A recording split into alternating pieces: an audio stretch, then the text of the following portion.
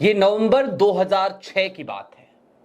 एक विदेशी इंजीनियर ली से बेन, वो भारत में केरल में काम कर रहा था, एक रोड प्रोजेक्ट। और उस रोड प्रोजेक्ट में जब वो सुपरवाइज कर रहा था तो उसे भारत में करप्शन से दो चार होना पड़ा। वो अपने देश वापस लौटता है और अपनी जान दे देता है।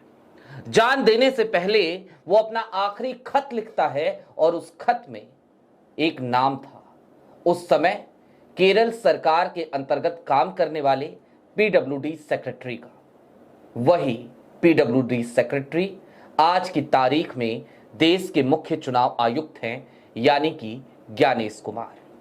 ली से बेन की ये कहानी आज मैं आपको इसलिए भी बताना चाहता हूं, तमाम जोखिमों के बावजूद, ताकि आप समझ सकें कि सिस्टम किस तरीके से काम करता है और करप्शन कैसे, चाहे पीडब्ल्यूडी का हो या फिर कि चुनाव आयोग का, हर जगह उसका नेचर एक सा ही रहता है।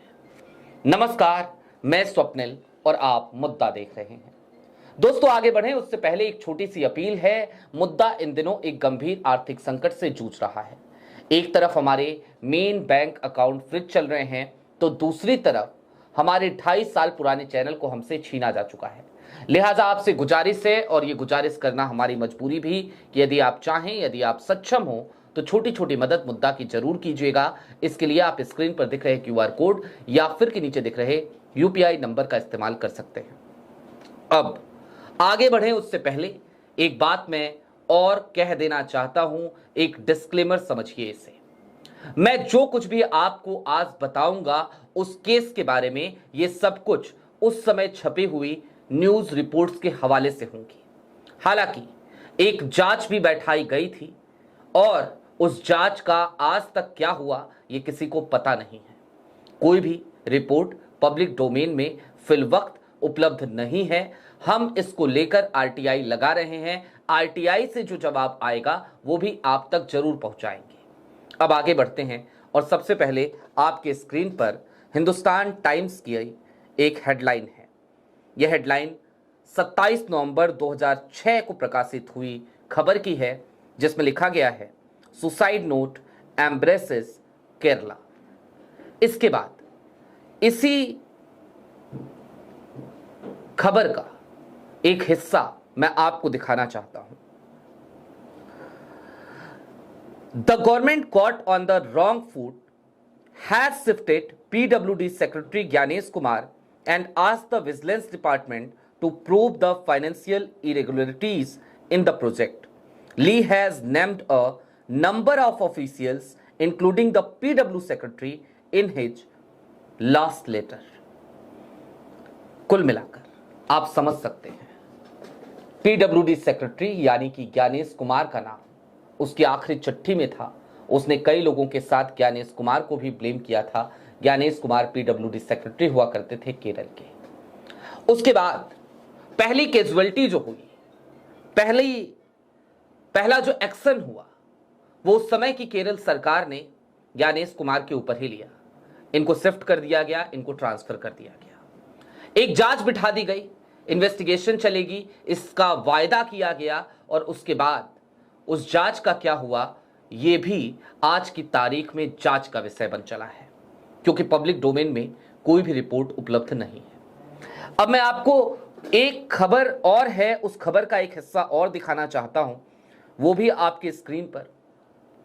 After the incident the government has followed the usual practice of transferring a few employees and ordering a probe that will possible be buried in time. सीधे तौर पर लिख दिया गया था उस समय ही कि जो प्रोब शुरू किया गया है, जो इन्वेस्टिगेशन शुरू की गई है, वो समय के साथ दफन कर दी जाएगी। ली से Ben used to supervise the project, work from his office, and his colleagues here are yet to come to terms with the tragedy.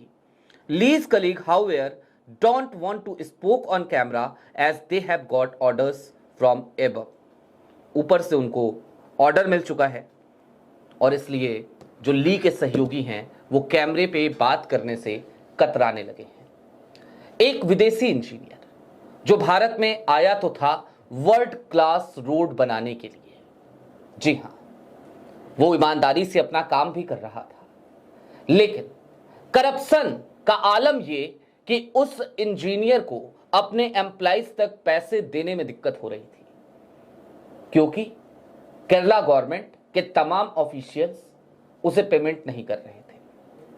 Payment क्यों नहीं कर रहे थे, उसके पीछे कई शर्तें थी, और वो शर्तें करप्शन से जाकर जुड़ती थी। फिर ली सेबेन अपने जब घर पहुंचते हैं, मलेशिया पहुंचते हैं, तो एक दिन अचानक अपने घर से बाहर निकलते हैं और वो एक पेड़ पर लटक जाते हैं।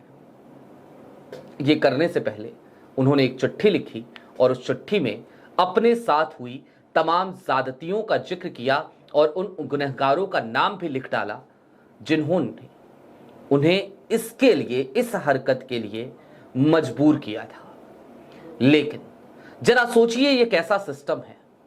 ली सेबेन आज इस दुनिया में नहीं रहे।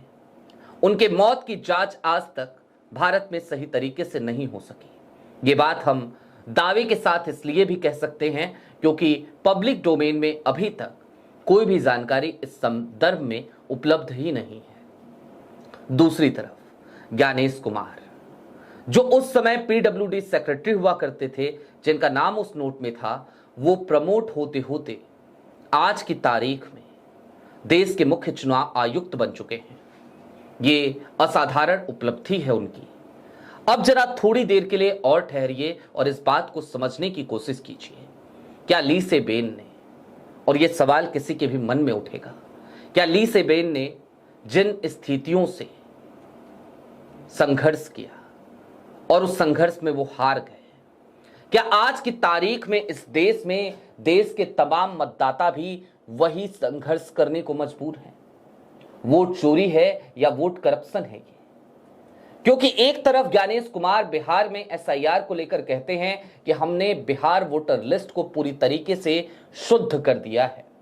कोई आरोप लगाता है तो कहते हैं कि आपको हलफनामा देना चाहिए या फिर कि देश से माफी मांगनी चाहिए, इसके अलावा कोई विकल्प नहीं है।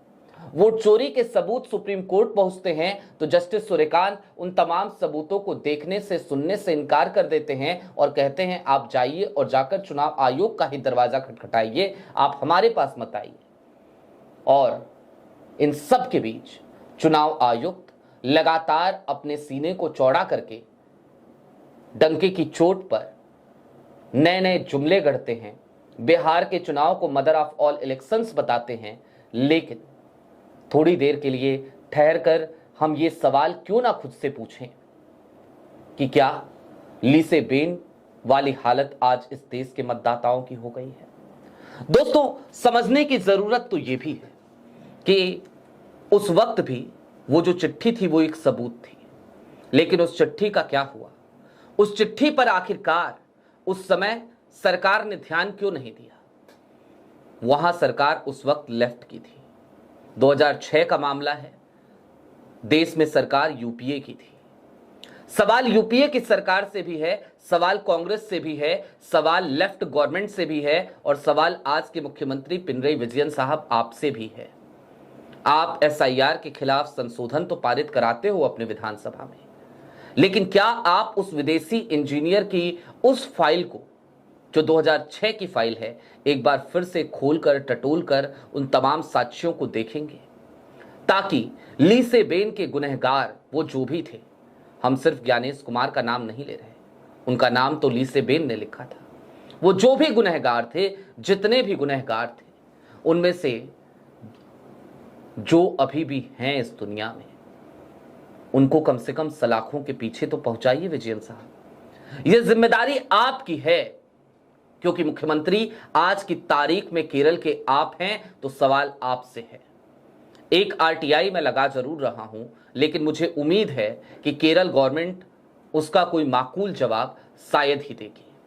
और ऐसा इसलिए भी है क्योंकि ये एक बड़ा गेम प्लान है, ये एक बड़ा इंसिडेंट है, ये एक ऐसा इंसिडेंट है जिसके खुलने के बाद, जिसके सामने आने के बाद पूरे देश में एक फजीहत होगी, लिहाजा शायद ही मुझे जवाब मिल सके।